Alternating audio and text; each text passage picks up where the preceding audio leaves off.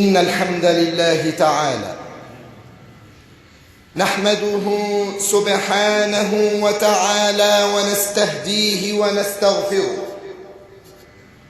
ونعوذ بالله تعالى من شرور أنفسنا ومن سيئات أعمالنا. إنه من يهده الله تعالى فلا مضل له، ومن يضلل فلا هادي له. وأشهد أن لا إله إلا الله وحده لا شريك له، وأشهد أن نبينا محمدًا عبده ورسوله صلى الله عليه وآله وصحبه وسلم. يا أيها الذين آمنوا اتقوا الله حق تقاته ولا تموتن إلا وأنتم مسلمون.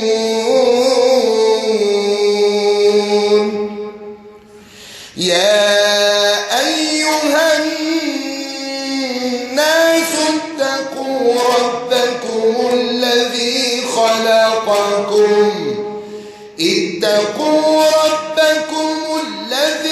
خلقكم من نفس واحدة، وخلق منها زوجها، وبث منهما رجالا كثيرا ونساء، واتقوا الله الذي تساءلون به والأرحام، إن الله كان عليكم رقيبا. يا أيها الذين آمنوا اتقوا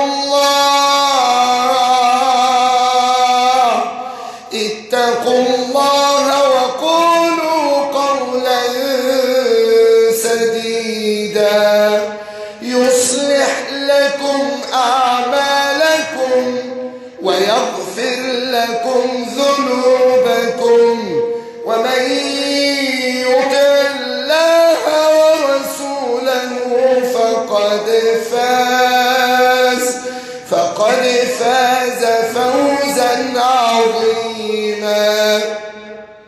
أما بعد، فإن أصدق الحديث كلام الله، وأحسن الهدي هدي نبينا محمد صلى الله عليه وآله وسلم، وشر الأمور محدثاتها، وكل محدثة بدعة، وكل بدعة ضلالة، وكل ضلالة في النار.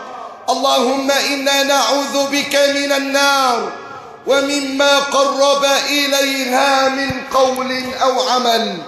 أما بعد، فيا عباد الله، ويا أحباب المصطفى الهادي البشير رسول الله صلى الله عليه وسلم، فالمؤمن مخموم القلب صدوق اللسان، ومخموم القلب كما بين النبي صلى الله عليه وسلم هو التقي النقي، لا غل فيه ولا حقد لأحد من المسلمين.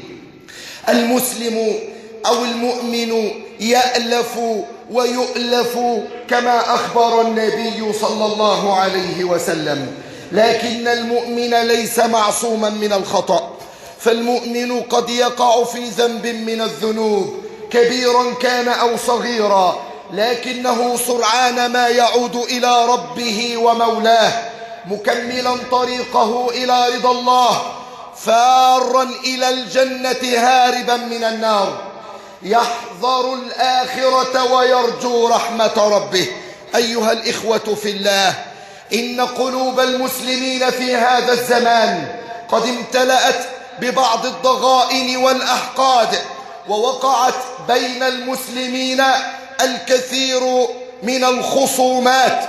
فترى اليوم في مصنعك اثنين على الأقل متخاصمين، في شارعك من هما متخاصمان، بل ربما في بيتك وفي مدرستك وفي كل مكان يرى فيه مسلمان. وقعت بين بعضهم الخصومات، لكن إن الإسلام حث على الإصلاح بين المتخاصمين، واليوم مع فضل الإصلاح بين المتخاصمين فمن الأعمال العظيمة التي حث عليها الإسلام ورغب فيها الصلح بين الناس. فالإسلام دين المحبة والاجتماع والتآلف بين المسلمين. قال الله سبحانه: لا خير في كثير من نجواهم. والنجوى الكلام الجانبي بين اثنين أو أكثر. الله عز وجل ذم أكثر ما يدعو إلى التناجي وإلى الكلام المخفي عن الآخرين، لكن الله امتدح بعضه. فما المذموم؟ إذا علمت المحمود تعرف المذموم لأنه لم يذكر معه.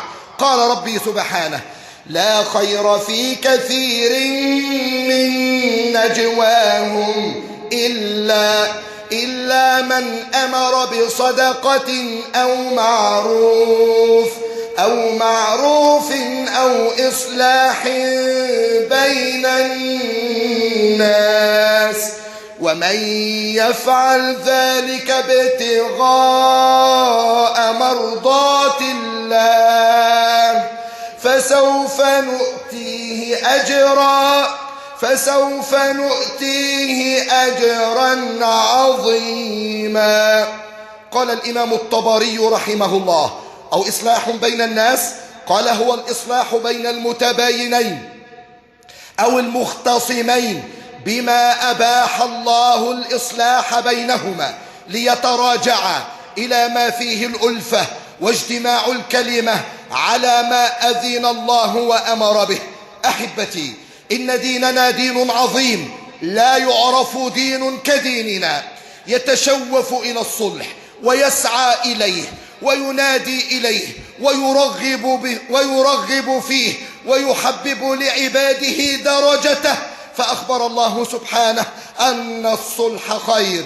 قال سبحانه: فلا جناح عليهما أن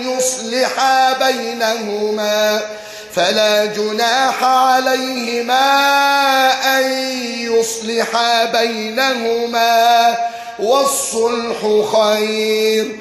قال أنس في الحديث الموقوف عليه، يعني الكلام كلام أنس رحمه الله ورضي الله عنه، قال: من أصلح بين اثنين، اسمع يا من ترى المتخاصمين ولا تجري في عروقك دماء الغيرة.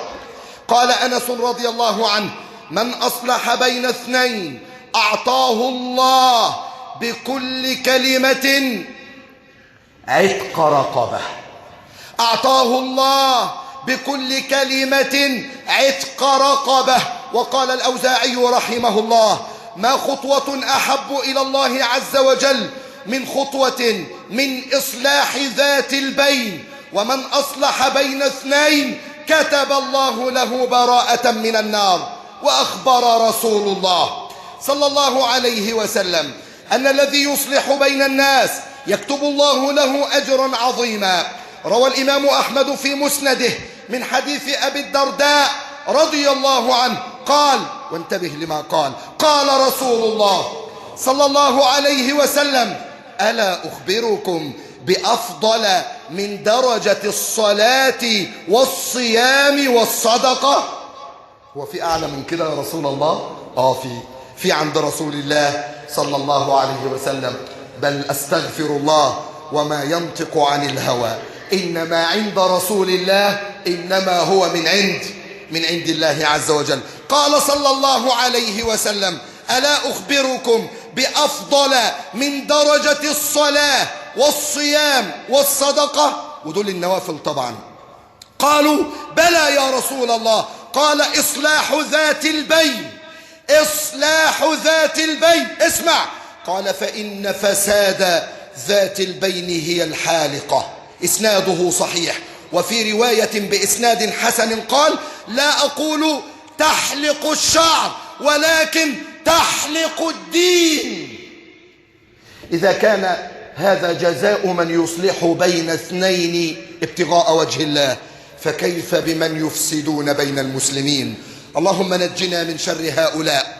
وبالإصلاح تتحقق أخوة الإسلام. قال سبحانه إنما المؤمنون إخوة. إنما المؤمنون إخوة فأصلحوا بين أخويكم واتقوا الله لعلكم ترحمون. وفي الصحيحين من حديث أبي هريرة رضي الله عنه أن النبي صلى الله عليه وسلم قال كل سلامة، والسلام المفصل، ولكل إنسان منا 360 مفصلا. اسمع. قال صلى الله عليه وسلم كل سلامة من الناس عليه صدقة. يعني من السنة أنك تطلع كل يوم عن مفاصلك 360 صدقة. صعب علينا. الإسلام ما فيهوش حاجة صعبة. كل شيء في الإسلام يسير لأنه دين الله. قال صلى الله عليه وسلم كل سلامة من الناس عليه صدقة. كل يوم تطلع فيه الشمس تعدل بين الاثنين صدقة. وتعين الرجل على دابته فتحمله عليها أو ترفع له عليها متاعه صدقة. والكلمة الطيبة صدقة. وكل خطوة تمشيها إلى الصلاة صدقة. وتميط الأذى عن الطريق صدقة. ومعنى تعديل بين الاثنين أي تصلح بين الاثنين. والإصلاح يشمل الصلح بين الدول وبين القبائل والأقارب والجيران والأزواج والعمال ومكفوليهم والآباء وأبنائهم، سواء كان ذلك في الأموال أو الدماء أو الأقوال أو الأفعال أو غير ذلك. قال الله سبحانه وإن امرأة خافت من بعلها نشوزا أو إعراضا فلا جناح عليهما أن يصلحا بينهما صلحا والصلح خير. والنبي محمد صلى الله عليه وسلم أكثر الناس المشغولين في العالم بل في التاريخ ضرب بنفسه أروع الأمثلة في الإصلاح بين المتخاصمين. اسمع بارك الله فيك. لما بلغ النبي صلى الله عليه وسلم كما في صحيح البخاري أن أهل قباء يا جماعة في المدينة، وفيها مسجد قباء أول مسجد بني في الإسلام، والصلاة فيه الركعتان فيه تعدلان عمرة. أهل قباء اختلفوا فيما بينهم حتى تراموا بالحجارة. الأول عشان تعرف أن الصحابة بشر رضي الله عنهم وأرضاهم ليسوا معصومين، تحدث منهم بعض الأخطاء، لكنهم أسرع الناس للعودة إلى الحق. اسمع بارك الله فيك. روى البخاري في صحيحه أن أهل قباء اقتتلوا حتى تراموا بالحجارة، فأخبر رسول الله صلى الله عليه وسلم. خلي بالك، انت بتسمع ان عيلتك فيها مشكلة او صحبتك فيها مشكلة وانت عارف انهم بيكبروا بيك وبيسمعوا لك، ومع ذلك عشان تنام شوية او رايح فرح او رايح مشوار قد يكون اقل قيمة من هذا، تروح باعت واحد من العيلة، مع انك عارف ان شملتك او علبة مناديلك لها قيمة عند هؤلاء المختصمين. فإذا أرسلت من دونك فلربما أثمت عند الله عز وجل.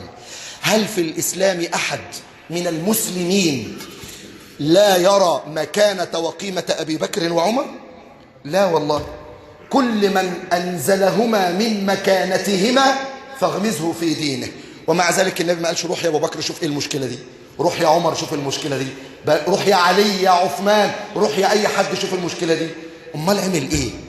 ماذا فعل رسول الله صلى الله عليه وسلم؟ فأخبر رسول الله صلى الله عليه وسلم فقال اذهبوا بنا نصلح بينهم. وفي الصحيحين من حديث أمنا عائشة رضي الله عنها قالت سمع رسول الله صلى الله عليه وسلم صوت خصوم بالباب. ده واقفين قدام باب النبي صلى الله عليه وسلم. عشان تعرف الشر بيعمل ايه يا جماعة؟ يعمي العين، يذهب الاحترام والوقار، ولكنه سرعان ما يعود لو كان في القلب دين. قالت سمع رسول الله صلى الله عليه وسلم صوت خصوم بالباب عالية أصواتهما، وإذا أحدهما يستوضع الآخر ويسترفقه في شيء. أرجوك اصبر عليها شوي، طب قلل عليها شوي، طب قسطهم عليا، طب أنا مش هقدر أدفعهم لك كلهم، شيء من هذا القبيل. وهو يقول والله لا أفعل. يبقى المسألة مسألة خلاف في دين. واحد عمال يقول اصبر عليا، طب اديني فرصة، طب قللهم شوية، والتاني يقول ايه؟ والله لا أفعل، عايزهم دلوقتي. كذلك يحدث منا كلنا تقريبا مثل هذا. لكن شوف الفرق بقى، اسمع.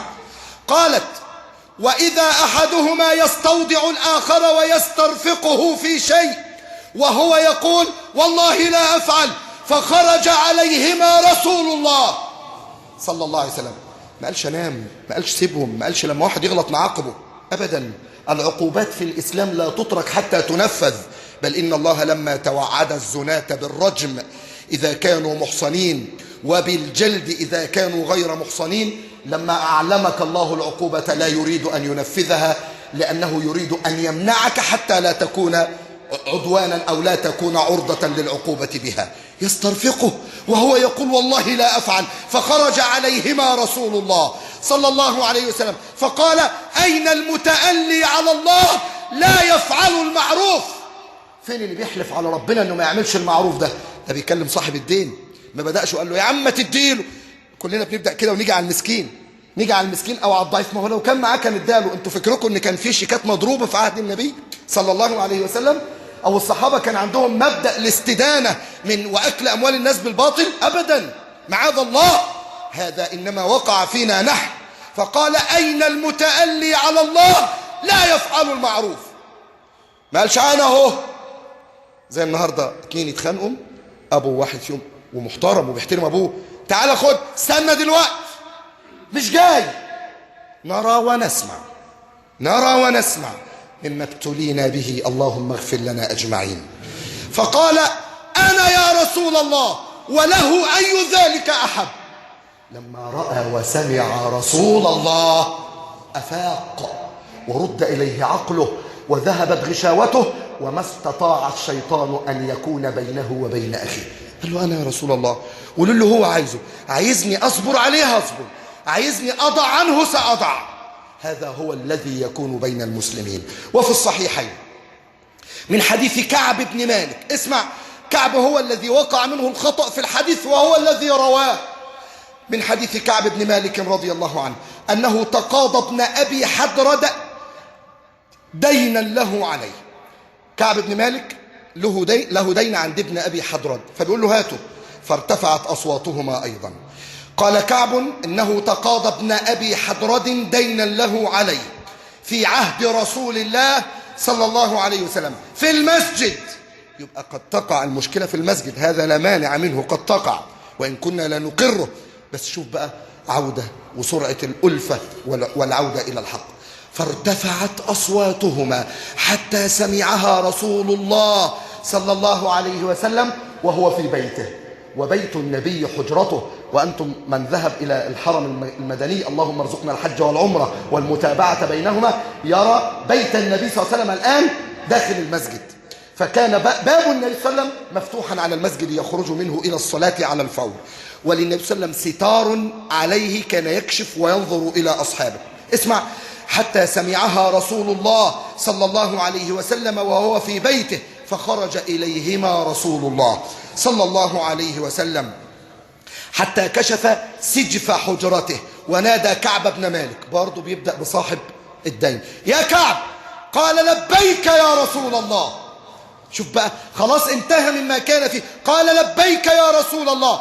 فأشار، ما تكلمش، فأشار بيده أن ضع الشطر من دينك. اعمل له كده كده، يعني اعفو عنه في نصف الدين. طب ما ينفعش يا رسول الربع، طب أصل عندي ظروف، طب الكلام ده برضو عندنا احنا.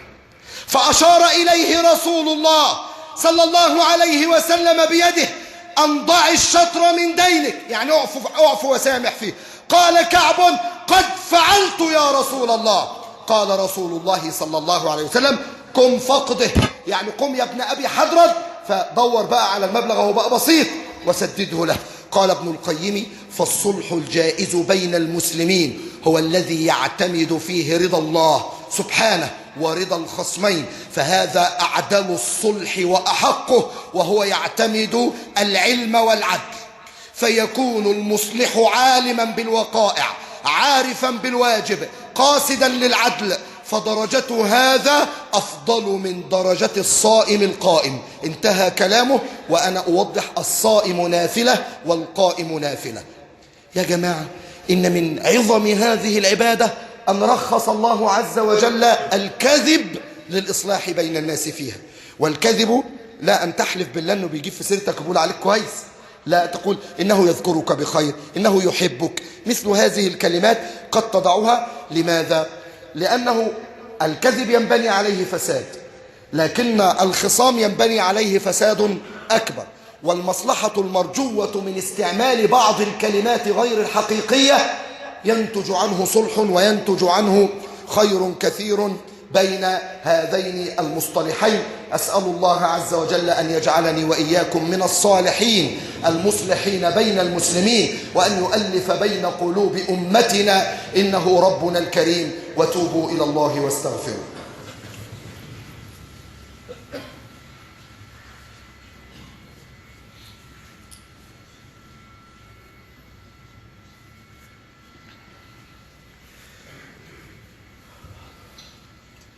الحمد لله رب العالمين، والصلاة والسلام على أشرف الخلق وسيد المرسلين وإمام المتقين ورحمة الله للعالمين، نبينا محمد صلى الله عليه وآله وسلم. وأشهد أن لا إله إلا الله، وأشهد أن محمدا عبده ورسوله ومصطفاه صلى الله عليه وآله وصحبه وسلم. وبعد، وقد رخص الشارع بالكذب في الصلح لإزالة الوحشة بين المتخاصمين وعودة المحبة والألفة بين المسلمين. ففي الصحيحين من حديث أم كلثوم رضي الله عنها أنها سمعت النبي صلى الله عليه وسلم يقول: ليس الكذاب الذي يصلح بين الناس فينمي خيرا أو يقول خيرا. زاد مسلم قالت: ولم أسمعه يرخص في شيء مما يقول الناس كذبا إلا في ثلاث: الحرب، والإصلاح بين الناس، وحديث الرجل امرأته، وحديث المرأة زوجها. قال الخطابي رحمه الله: هذه أمور قد يضطر الإنسان فيها إلى زيادة القول ومجاوزة الصدق طلبا للسلامة ودفعا للضرر، وقد رخص في بعض الأحوال في اليسير من الفساد لما يرجى فيه من الكبير من الإصلاح. فأما الكذب في الحرب فهو أن يظهر الجندي في نفسه القوة ويتحدث عن جيشه بعزة حتى يوقع الخوف في قلوب الأعداء. وأما الكذب بين الزوجين فمثل أن يكون الرجل قد صارت امرأته غير محببة له، لكنه يقول لها: أنت أحب امرأة إلي، وبالفعل لأنه لو أحب غيرها لكان حراما عليه، إذ حب غير المحارم حرام ويؤدي إلى الكبائر والعياذ بالله. فلو قال لها: أنت زوجتي وأنت حبيبتي، على غير ما في نفسه بأمر يسير، فإن هذا مما يصلح ما بينهما وينمي ما بينهما، فهذا مما شرع الكذب فيه. طيب، على المصلح أن يتأدب بآداب الإصلاح ومن أعظمها التالي. يا جماعة، كثير من الناس يدخل يصلح بين الناس، يقوم يقول لك للمظلوم لا احنا مش هنتكلم في حقك، خلاص احنا يهمنا نصلح ما بين الناس. انت كده ظلمت ما عدلت. انتبه، في فقه للإصلاح بين الناس. أي نعم، ليست كل مشكلة تحتاج إلى عالم ليصلح ما وقع فيها، ولكن هناك مشكلات، في مشكلات المواريث هناك من يتدخل ويغضب الله عز وجل حتى يصلح بين الرجل والمرأة. طيب، وهناك نقطة خطيرة، صديقان أحدهما مستقيم والآخر منحرف ويدعو إلى الانحراف. ولد مثلا بيتاجر في المخدرات، صاحبه لما عرف أنه هو غلط خصمه وتجنبه، تيجي أنت تقول لا أنا لابد أن أصلح بينهما. أنت ستفسد، لأنك لو أصلحت بين المصلح وبين المفسد لربما جره إلى الفساد. فانتبه، ليست كل محاولة للإصلاح صالحة، بل هناك فقه للإصلاح ينبغي للمتصدر أن يحتاط له وأن يتعلمه، لأن النبي صلى الله عليه وسلم ذكر أن القضاة ثلاثة، 2 في النار و1 في الجنة، حتى لا تقع فريسة جهلك. أحسن الله إليك. ومن الأمثلة على ذلك أن وقعت خصومة بين أخ وأخته، فأراد بعض الطيبين لكنه لا يصلح لهذه المهمة أن يصلح بينهما، فجلس فعلم أنهما اختصما بسبب الميراث. طيب، ما الواجب عليه؟ الواجب عليه، لأن الميراث دين الله وشرع الله، وهو حد حدده الله لا يجوز لأحد أن يتلاعب به، أن تقول لمن ظلم رد الحق. لا، راح للأخت وقال لها تنازلي عن حقك، ينفع مال أبوك ياخده ابن فلان، يقصد زوجها. هذا الرجل من الظالمين، ولو لم يغفر الله له عز وجل لربما عذبه عذابا شديدا، لأنه قضى بحرام، وكان الأحرى به أن يأمر من منع الحق أن يؤديه. فهناك آداب يتأدب بها المصلح، منها أن يخلص النية. والله العظيم منذ عدة أيام اتصلت بي أخت تطلب الطلاق من زوجها بعد 9 سنوات زواجا من مكان بعيد، فقالت إن بعض من تصدروا للإصلاح قال لها انفصلي وانا اتجوزك. ده خايل. وخلي بالك، ده في حديث في اللي زي ده، قال رسول الله صلى الله عليه وسلم من خبب بالخاء من خبب امرأة على زوجها لم يرح رائحة الجنة. اللي يخبب يعني يقول لها لا ده مش كويس، لا أنا اللي كويس وأنا هعينك على الطاعة، تطلقي وأنا هتزوجك ونبقى كويسين مع بعض، هذا لن يريح رائحة الجنة. ثم إن هذا خائن لله ولرسوله ولدينه ولهذا المسلم، ولو علم الزوج هذا لن يؤمن لها بعد ذلك. فاتقوا الله عباد الله واحذروا. وهناك مشكلات تحتاج إلى ألا تخلو بالمرأة، سواء بهاتف أو بوسيلة من وسائل التواصل أو الخراب الاجتماعي أو خلوة بينك وبينها. اتق الله، أن يخلص النية لله، فلا يبتغي بصلحه مالا أو جاها أو رياء أو سمعة، وإنما يقصد بعلمه وعدله وإصلاحه وجه الله. قال ربي ومن يفعل ذلك ابتغاء مرضات الله فسوف نؤتيه أجرا عظيما. ثانيا، عليه أن يتحرى العدل ليحذر كل الحذر من الظلم. قال سبحانه فأصلحوا بينهما بالعدل وأقسطوا إن الله يحب المقسطين. ثالثا، ليكن صلحك مبنيا على علم شرعي، ولو لم يكن لديك فشاور أهل العلم في ذلك، وعليك أن تدرس القضية من جميع جوانبها، وأن تسع كل كلام كل طرف. الكلمة التي تريد لا لا لا لا لا, لا تكمل، خلاص أنا فهمت، ربما الكلمة التي يريد أن يقولها فيها مفتاح الحل الشرعي. فليكن صلحك مبنيا على علم وعلى مشاورة أهل العلم. رابعا، لا تتعجل في حكمك، تريث في الأمر، فالعجلة قد يفسد فيها المصلح أكثر من أن يصلح. ولئن جاءك رجل يحمل عينه على يده يشكو أخاه فتمهل ولا تتعاطف، فربما جاءك الآخر بعينيه على كفيه. أنا في الثانوية بينما كان يشكى إلي كنت أجلس مع الطرف الأول، والله كنت أبكي مما أسمع مما جاء وقص لي. ما شاء الله التراجيديا مؤثرة في الناس جدا. ترى الأخ يعمل لك كل المؤثرات الضوئية والصوتية والمعنوية ليبكيك أو يسلب قلبك ويجعلك في صفه، فيأتي الآخر فأجدني منصرفا له، منصرفا عن غيره. فسألت مشايخي قال لا تفعل، ينبغي على المصلح أن يتجرد من العواطف. وقديما وقف قاض أمام متهم بجريمة، لما وقف القاضي في يوم الحكم على المتهم أتدرون ماذا قال له؟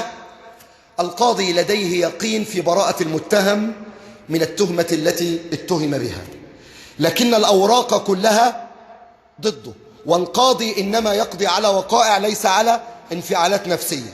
فقال له قلبي معك وحكمي ضدك. هذا هو المنصف، قلبي معك وحكمي ضدك. خامسا، عليك أن تختار الوقت المناسب للصلح بين المتخاصمين. ما يكونش واحد معور واحد من العيلة ولسه في المستشفى وانت واقف تقول لهم طب نعمل قعدة الليلة ونصلح بقى، انت كده هتولع الدنيا أكتر، كده ربما صرت أنت طرفا من الأطراف المتعادية. عليك أن تختار الوقت المناسب للصلح بين المتخاصمين، بمعنى أنك لا تأتي للإصلاح حتى تبرد القضية وتخف حدة النزاع وتنطفئ جذوة نار الشيطان وتعود العقول والألباب والدين. حين ذلك اغتنم الفرصة. والأهم أيضا التلطف في العبارة. في ناس اقعد يا ولد انت قليل الأدب، بيحصل والله، ويقول ذلك ربما ده ربنا سبحانه وتعالى قال لا يحب الله الجهر بالسوء من القول إلا من ظلم. يعني ايه يا جماعة؟ يعني اللي انظلم فعبر تعبير في مجافاة أو في خروج عن المألوف والأدب معذور عند الله. أنا أقعد علشان يبقى لي وجاهة عند الناس يقولوا ده ما شاء الله كان ماسك القعدة كويس، وأظلم وأسب من يستحق المدح؟ ولا، عليك بالتلطف في العبارة، فتقول يا أبا فلان أنت معروف بكذا وكذا، وتذكر محامده ومحاسن أعماله، ويجوز لك التوسع في الكلام بما لا يعطي انطباعا للآخرين أنك منحاز له، بما لا يعطي انطباعا للآخرين بأنك منحاز له. ويجوز التوسع لك في الكلام ولو كنت كاذبا غير حالف، وإنما تستخدم المعاريض ثم تحذره من فساد ذات البين، وأنها الحالقة تحلق الدين، فالعداوة والبغضاء لا خير فيها، والنبي صلى الله عليه وسلم حذر منها فقال لا تباغضوا ولا تدابروا ولا تقاطعوا ولا تحاسدوا، وقال لا يحل لمسلم أن يهجر أخاه فوق ثلاث يلتقيان فيعرض هذا ويعرض هذا. ثم قال رسول الله صلى الله عليه وسلم وانت بتحاول تفتح قلبه كده وخيرهما الذي يبدأ بالسلام فتدفع إليه الخير دفعا. طيب ما واجبنا نحو المصلح؟ وما هي ثمرات الإصلاح بين المتخاصمين؟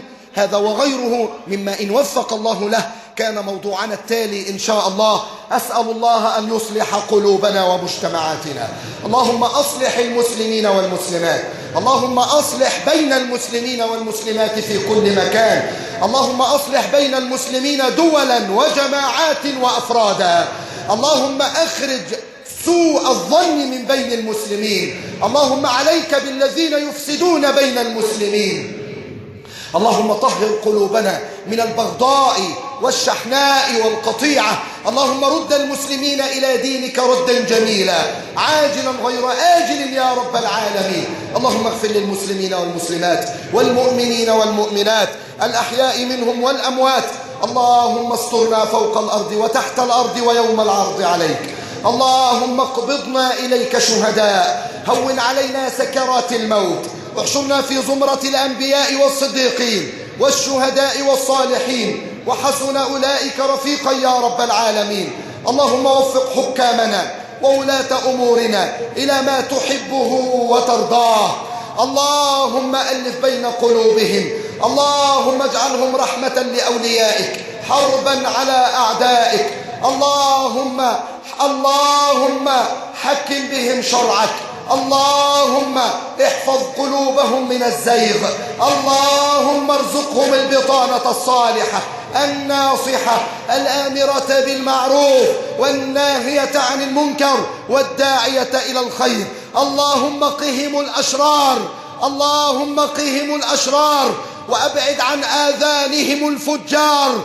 اللهم اجعل آذانهم منفتحة لأهل العلم والإيمان.